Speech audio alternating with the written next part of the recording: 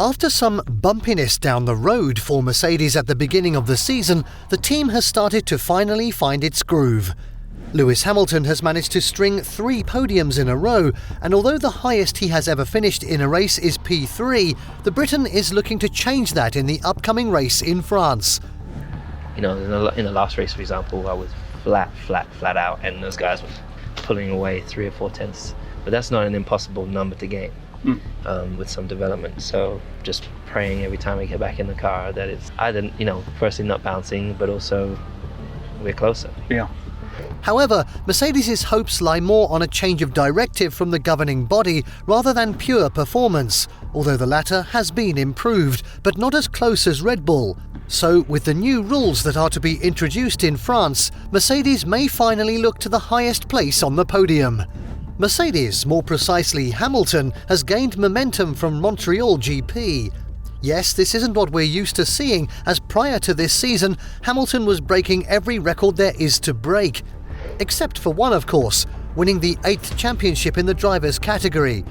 While it seems like Mercedes weren't bluffing at all when they said that the championship is far away from their target, the Silver Arrows could make a huge bounce back in the upcoming GP, mostly due to the surface of the track and the implementation of the new rules regarding the porpoising matter. Even though Mercedes didn't expect that Austrian GP will suit them the most, they still managed to rack up some decent results prior to crashing in Q3.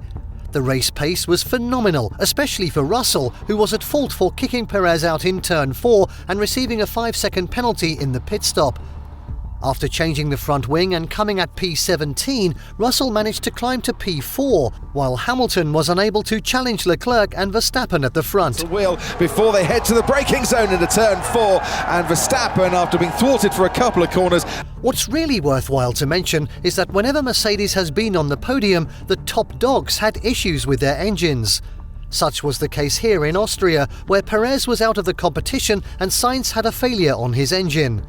In Montreal, Perez and Leclerc were out of the competition, while in Silverstone, Verstappen suffered damage to his underfloor by picking up debris. In Baku, both of the Ferraris went DNF, and in Bahrain, the same fate has met the Red Bull drivers. So Mercedes hasn't been able to properly challenge Ferrari and Red Bull, and although they had their chance in Silverstone, it was mostly due to Ferrari overthinking stuff too much and not letting the faster driver go ahead. This is why Hamilton was able to cut so much of the time gap between him and the Ferrari ahead of him. In that Red Bull, Hamilton's going to be under pressure as Leclerc leads Sainz, leads Hamilton, leads Perez into Abbey. But there has been some controversy regarding the legality of the underfloors of Red Bull and Ferrari, strictly raised by Mercedes and Toto Wolff. The underfloor, more precisely the plank wear, is allowed to flex not more than 2 millimeters, but it's measured just at the front part of the plank wear. This is why Mercedes believe that Ferrari and Red Bull have found a way to go around the rules, as they believe that the entirety of their plank wear is flexing more than the allowed 2 millimeters, but the part where it's measured is flexing in the right amount of allowance. This, however, will be changed for the French GP, and if Mercedes were to tell the truth, then Red Bull and Ferrari will see a sudden drop in their performance. The underfloor is the most important part when it comes to gaining downforce, and is one of the most important parts when it comes to porpoising. Due to the flexibility of the floor, the car gains more downforce and it doesn't allow the air to stall beneath the car, therefore triggering the porpoising effect. However, Red Bull's team boss doesn't believe that Mercedes is out of the competition yet, saying, "I think when we go to this type of track, it's always going to play to their strengths. It will be interesting to see what happens over the next few races." Lewis and Mercedes had the quicker package in Abu Dhabi, and it was going to take something from the racing gods, and I'm quite pleased I've got a direct line now. I would think that France, in particular, would be good for them.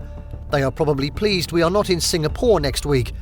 It's going to be a case of swings and roundabouts, said Horner, as he expects that Mercedes will pick up the pace and be more competitive in the next racing weekend. The same hope can be found in Mercedes' garage, as Hamilton is hoping that the French GP is a track where he could end his winless streak, the longest one in his career. It started last year with Abu Dhabi's GP, and in the course of the 11 races this year, Hamilton hasn't been even P2, let alone in a winning position. With the porpoising issue being a huge problem for the team, every change in that matter is welcomed by Mercedes, as the Baku porpoising problems have raised concern in the governing body too.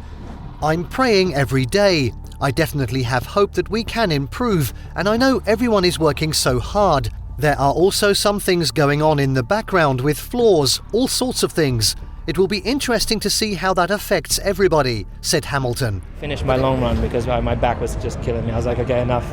Enough is enough. And then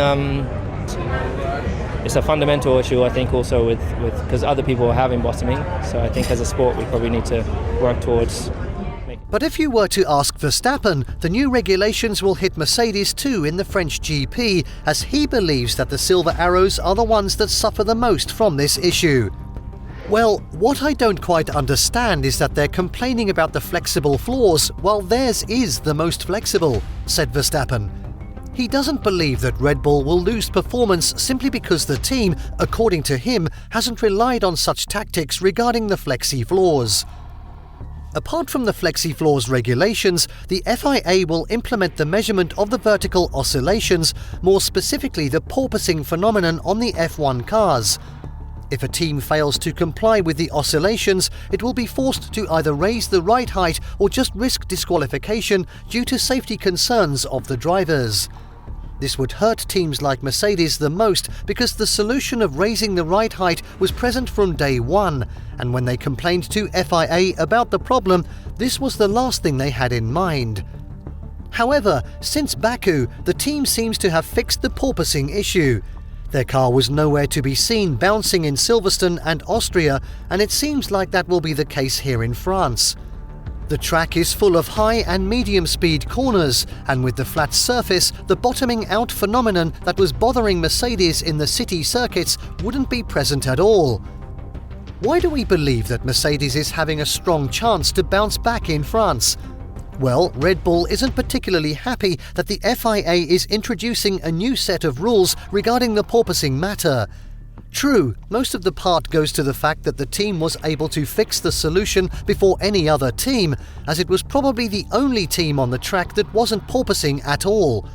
According to them, these measurements are made just because one team is struggling a lot, which is Mercedes, and they could have fixed their issues on their own just by raising the ride height.